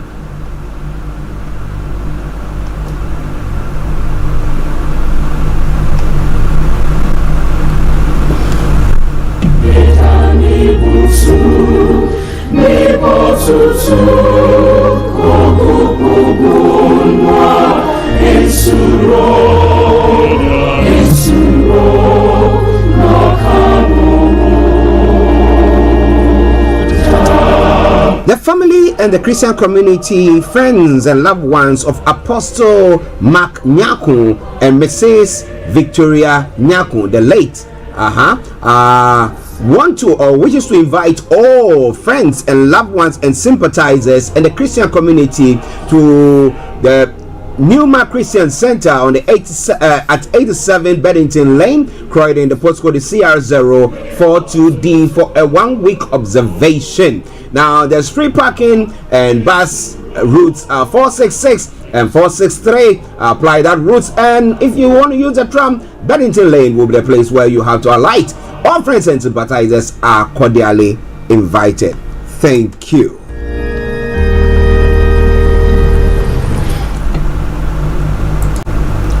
Welcome back. Welcome back to the program Star Radio UK, your favorite African and Caribbean radio station in London. Being pressed with time, so we're going to be kicking or hopping on, as I have said. Yes. So, in other parts of the African continent, let's just pick one other story from there, and this pertains to Nigerian courts grants bail to 69 arrested on controversial gay wedding raid. The incident occurred in the city of Warri, where law enforcement authorities acted upon a tip tip-off regarding the alleged gay wedding that was taking place there. And then the most one that I wanted to touch on, Ali Bongo's son and relatives of the deposed president jailed for high treason. Now, Ali Bongo's Odimba's son, Nuruddin Bongo Valentin, and several members of the deposed Gabonese president cabinet were jailed and charged on Tuesday with high treason and active corruption, the Libreville prosecutor said on Wednesday. Ali Bongo's eldest son, former presidential spokesperson Jesse Ella Egoha, and 4 other people were indicted on Tuesday and remanded in custody, said Andre Patrick Reponent, the public prosecutor in Libreville, Gabon's capital. On the 30th of August, less than an hour after the announcement in the middle of the night of the re-election of Ali Bongo, in power since 2009 and accused of massive fraud, the military, led by General Brice Nguema, overthrew him, accusing his regime in particular of massive misappropriation of public funds. On the very day of the coup, the military arrested one of the sons of the deposed head of state, as well as 5 other young senior officials from the office of the former president and his wife Sylvia Bongo Valentin. Searches of their homes, broadcast extensively on state television, showed them at the feet of trunks, suitcases, and bags overflowing with bundles of bank notes. Mrs. Bongo Valentin is under house arrest in Libreville for her protection, according to the presidency, and arbitrarily detained, according to her lawyers. Ali Bongo, who was initially placed under house arrest in Libreville for several days after the purge, is now free to move about and has the possibility of traveling abroad, General Olegu announced on the 6th of September. It is all coming your way from Starr Radio UK. It is your favorite African and Caribbean radio station in London. We press with time, so I'll have to move on. God willing, tomorrow bring you all the other stories that is making the rounds this morning. Now, when we move on straight to some of the other stories making the rounds, don't use parliament to justify your voter suppression strategy. Agboza to the easy. That the minority chief whip, Kwame Governs Agboza, has called on the Electoral Commission not to use parliament to justify its alleged voter suppression strategy.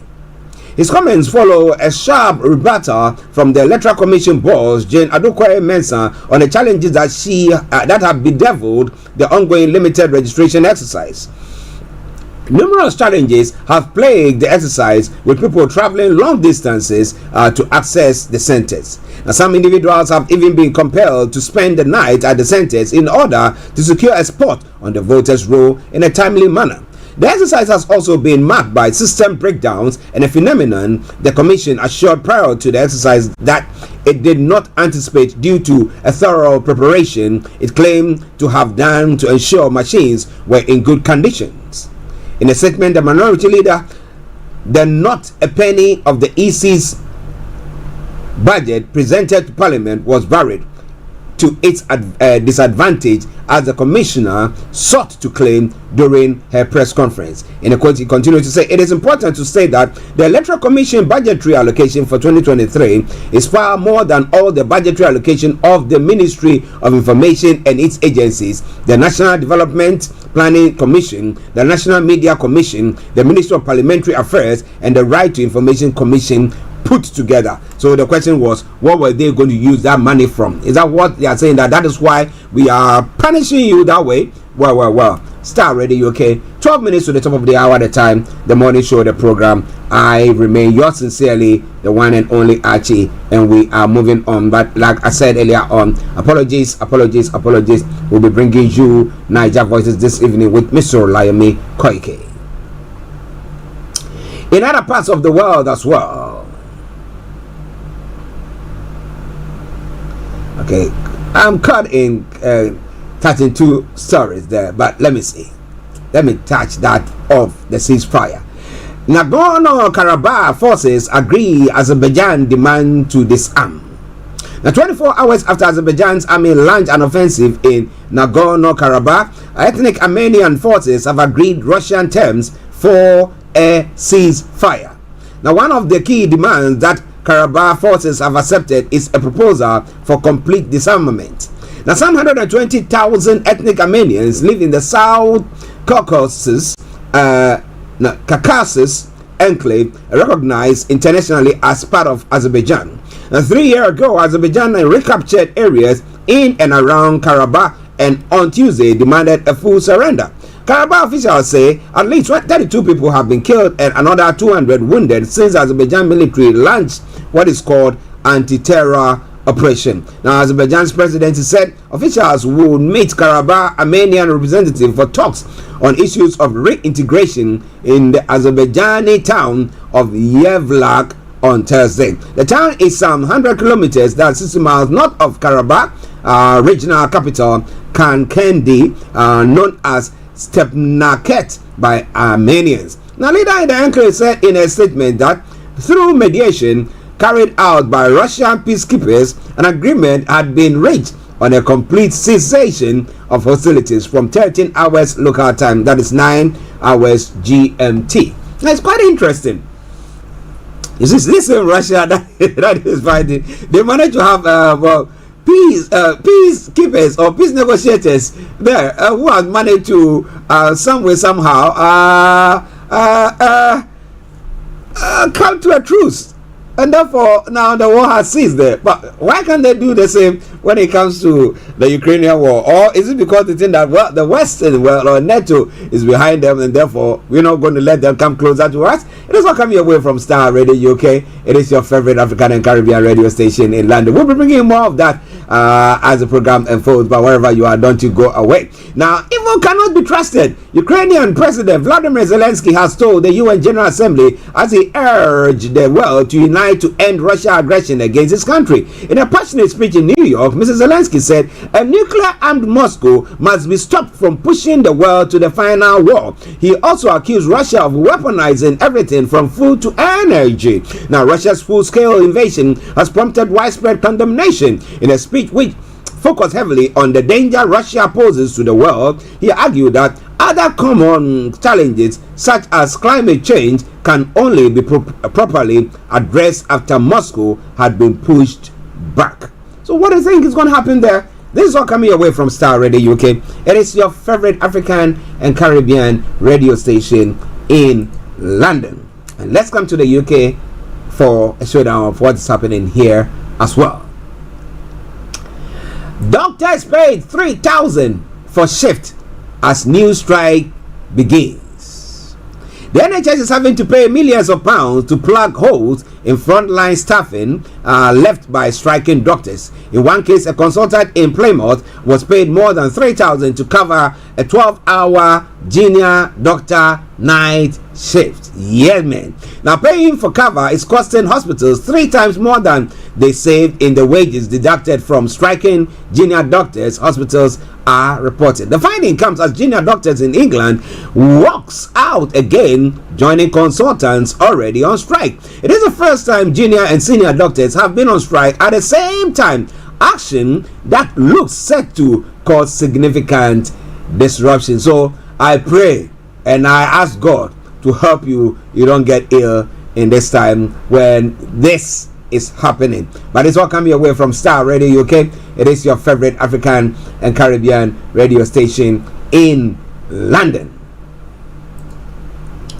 Slowing food prices drive shock fall in inflation. Slowing food prices help drive a surprise fall in inflation in August, with the cost of living now at its lowest level in a year and a half. Inflation, which measures how prices change over time, fell to 6.7% in the year to August, down from 6.8% in July. Official figures show it is the 3rd month in a row that the figure has dropped. Price rises for milk, cheese, and eggs slowed the most, while fish and vegetable prices also eased. There was also a drop in hotel and airfare costs, although fuel prices jumped. Well, because people have completed their holidays, so what do you expect? All right then, listeners, it is Starr Radio UK. It is your favorite African and Caribbean radio station in London. But tomorrow we'll be having the Bank of England governor making a speech as to whether they're going to still hold the brakes when it comes to interest rate, or they're going to say they're going to drop it, which I really doubt, or they're going to go on to increase it. What are they going to do? We're going to be saying that in as the days and as the hours unfold. But listen to Star Radio UK. Well, Rishi Sunak is down at U10 and he's saying that Home Secretary Suella Braverman has defended the Prime Minister's approach to green policies as pragmatic after it appears he is set to weaken some green commitments. The plan could include delaying a ban on the sale of new petrol and diesel cars from 2030 to 2035. The news sparked anger among opposition MPs, the car industry, and some Tories. Now, Labour are set to commit to reinstating a 2030 ban if elected, the BBC has been told. But it's all coming away from Star Radio UK. It is your favorite African and Caribbean radio station in London, bringing the time now to 11:55. One other story, and we bring the first part of the program to a close. I will take you to the House of Parliament for the Prime Minister's question time. A police officer is to be charged with the murder of Chris Kaba, who was shot dead in South London last year. My apologies. Mr. Kaba, 24, died during a police operation in Streatham Hill on the 5th of September 2022. The Met police officer, who cannot be named for legal reasons, will appear at the Westminster Magistrate Court on Thursday, where he will be charged. The police watchdog said the officer and Mr. Kaba's family had been notified of the decision on Wednesday morning. Mr. Kaba, who was unarmed, was being followed by several police vehicles in Streatham Hill before he turned into Keckstar Gardens, where he was blocked by a marked car. He died after he was struck by a single gunshot fired by a Met police officer in the vehicle he was driving just before 23 hours BST, an inquest was told. The construction worker was months away from becoming a father when he was shot. Now, in a joint statement, Mr. Kaba's family said they welcomed the charging decision, which could not have come too soon. Chris was so very loved by our family and all friends. He had a bright future ahead of him, but his life was cut short. Our family and our wider community must see justice for Chris, they added. The Crown Prosecution Service has had the file of evidence since March, following a referral from the Independence Office for Police Conduct. Rosemary Ainsley, head of the CPS Special Crime Division, said the CPS had conducted a thorough review of the evidence. Well. So this is where we bring the first part of the program to a close. But before we go, we take this social announcement once again, and then we will bring the program to the first part of the program to a close, and we'll take you to the House of Parliament for the Prime Minister's question time.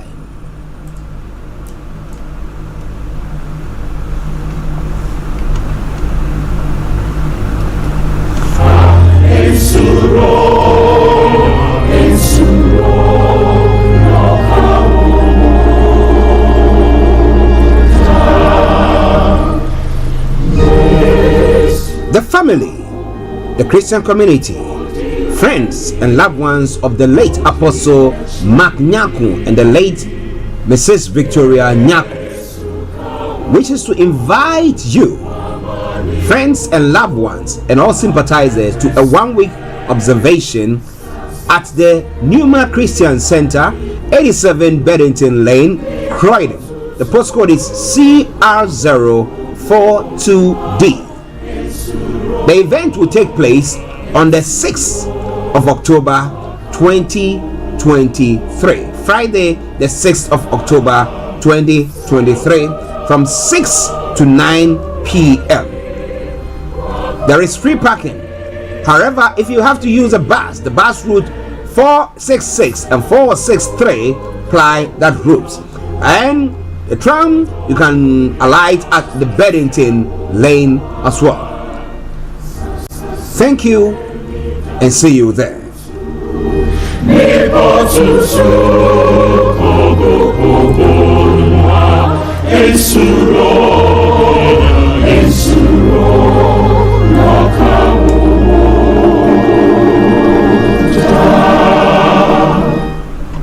Hi guys, this is your friend Uruj from SendWave. SendWave is a money transfer app that is used by people all over the world to send money to their loved ones in Africa. With SendWave, you can send money to Ghana, Nigeria, Kenya, Uganda, and Tanzania. And the best part is, SendWave is absolutely commission free. Our exchange rates are excellent. You can see for yourself by checking them out on our website.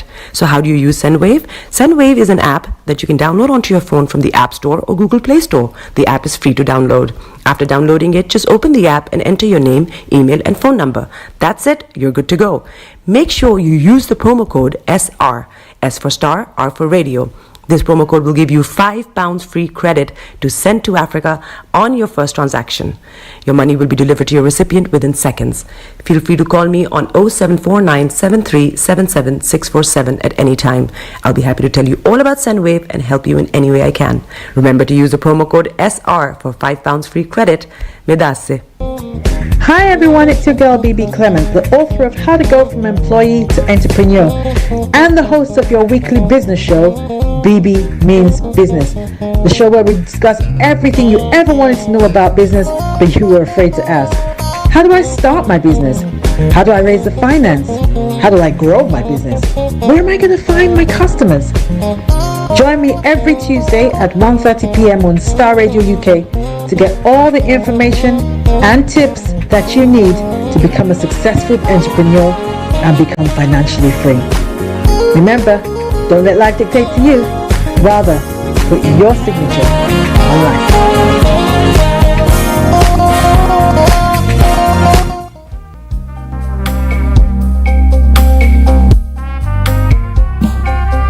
Are you looking for the fastest, reliable, and trustworthy door-to-door shipment company? Well, look no further. When was the last time your family received a shipment back in Ghana on time and intact? You are not sure?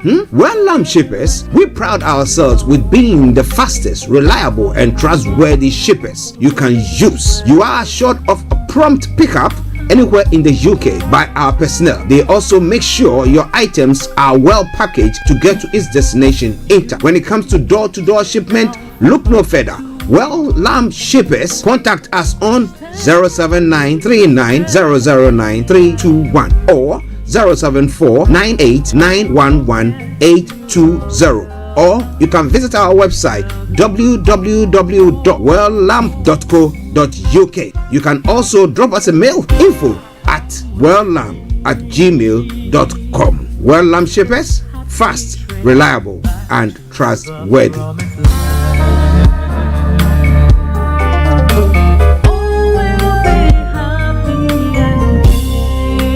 Hi there. Are you dreaming of owning your own house in Ghana?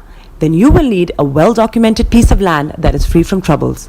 I highly recommend My Africa Property for any size of land that you will need. With My Africa Property, lands are available in Pram, Sopoli, Tohenia, Ogome, Dodova, Winneba, and many other locations at affordable prices. These locations are about an hour away from the airport, only 35 minutes from the motorway, 10 minutes drive from Central University College, 10 minutes drive to the beach, and close to Pram Senior High School and Ghana Men's Soccer Center of Excellence. For more details, visit our website www.myafricaproperty.com or call our UK office on 0208 123 2523. For our US and Canada offices, call us on +1 585 184 994145. You can also email us at ghana@myafricaproperty.com. Tune in to On Point here on Starr Radio UK with Empress Regina every Monday at 5 p.m. GMT. Looking forward to your company. Check me out. He tells me my energy is making him tired. Yes! How do you get the energy to do that? I've been told that I have a lot of energy, but my goodness, I think today I have met my match people. I have met my matchless Suzanne. Wow, amazing. One of the things that's the start of digging darkness. the hole of darkness.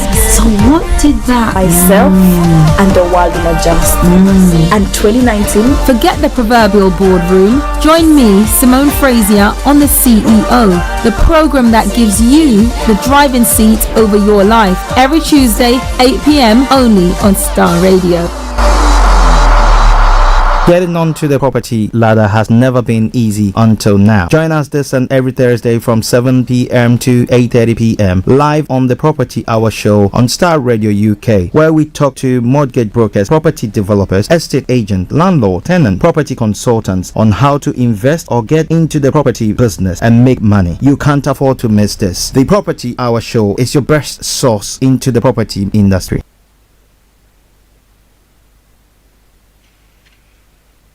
As well as watering down, plans to move away from gas boilers and off-grid oil boilers, as well as plans to force landlords to meet new tighter energy efficiency regulations in homes that are being rented out.